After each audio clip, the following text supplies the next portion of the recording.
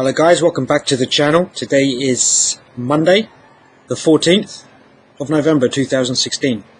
Now if there's some noises in the background, obviously that's gonna be outside of my control, so apologies for the interference in recording.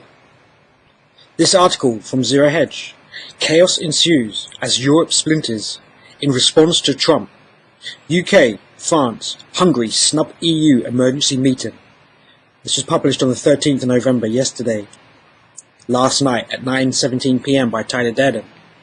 While America's so-called, quote, establishment, end quote, the legacy political system and mainstream media appear to be melting and transforming before our eyes into something that has yet to be determined, Europe also appears to be disintegrating in response to the Trump presidential victory. In a stunning development, Britain and France on Sunday night snubbed a contentious EU emergency meeting to align the bloc's approach to Donald Trump's election, exposing rifts in Europe over the US vote, hailed by diplomats as a chance to, quote, send a signal of what the EU expects, end quote, from Mr. Trump. The plan fell into disarray after foreign ministers from the bloc's two main military powers declined to attend the gathering demanded by Berlin and Brussels. The meeting, which comes as Trump appointed his key deputies, choosing the more moderate establishment figure, RNC chairman Reince Priebus, to be his chief of staff, over campaign chairman Stephen Bannon, who becomes chief strategist and counsellor, was supposed to create a framework for Europe and how to deal with, quote, Trump threat, end quote, as Europe itself faces an uphill climb of continuous, potentially game-changing elections over the coming few months, as we described last week in, quote, European politicians terrified by horror scenario after Brexit Trump, end quote.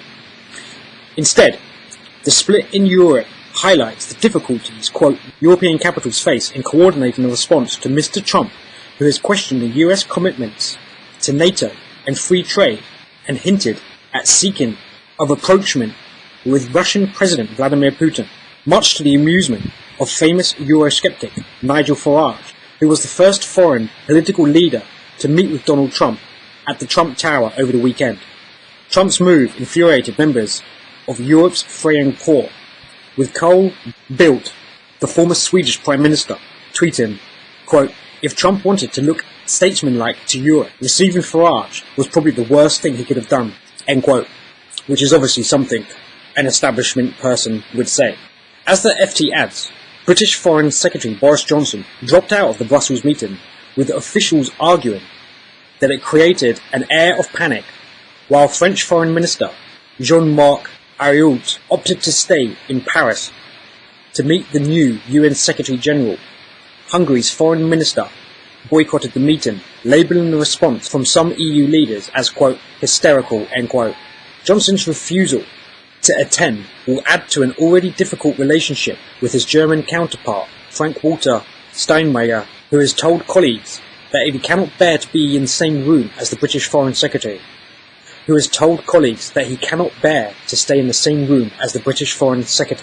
In short, total chaos. Ironically, the German foreign minister has wanted to demonstrate that the EU is capable of rapid response when it came to foreign policy. Instead, the disarray highlighted a familiar problem for Berlin.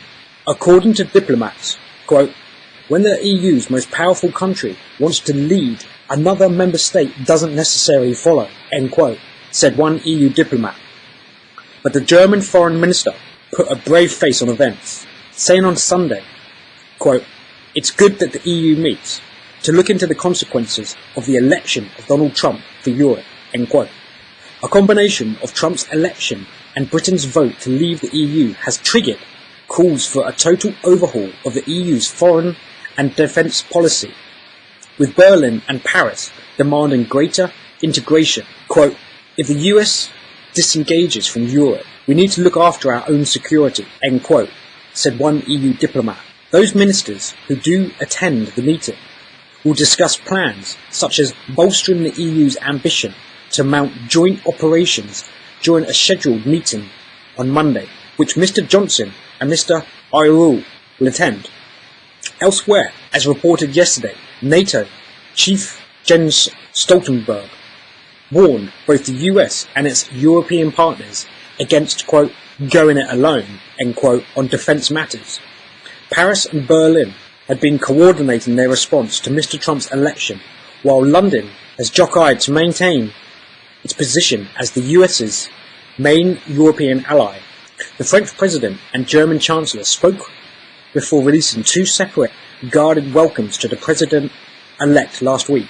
Meanwhile, other European leaders have openly criticised the incoming President. European Commissioner President Jean-Claude Juncker last week accused Mr. Trump of ignorance.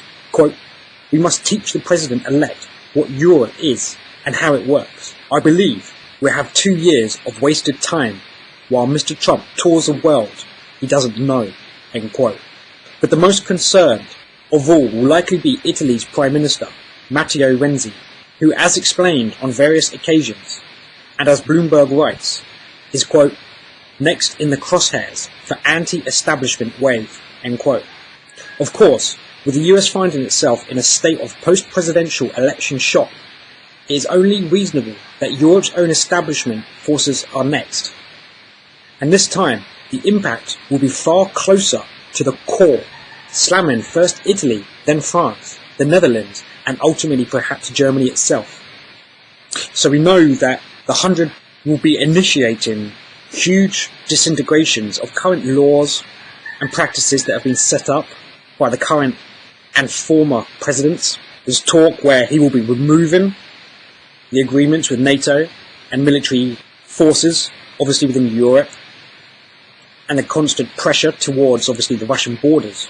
He's coming out and saying he wants the military to create a 30-day war plan to eradicate ISIS. So it'll be interesting to see what actually comes from that, because obviously we know it's funded from Saudi and is linked via the Clinton and Bush family.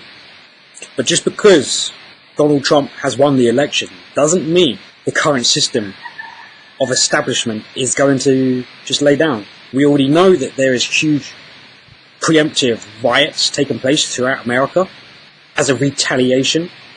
And these are paid strikes. These are paid by the Soros Foundation. But what might well happen is the riots just escalate. And unfortunately, a lot of the youth populations will be sucked into it because they will see rioting. They will see looting taking place.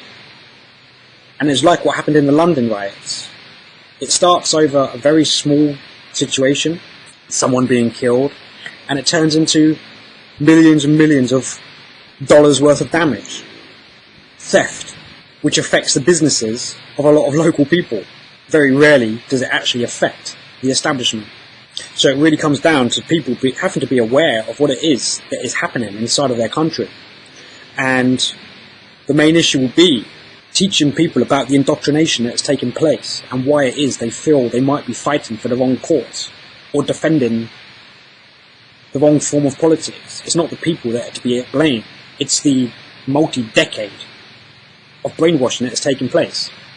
But what is the most worrisome fact is that we all know these riots could turn major, especially that you have a 2-month period before Trump even gets into office, if he gets that far.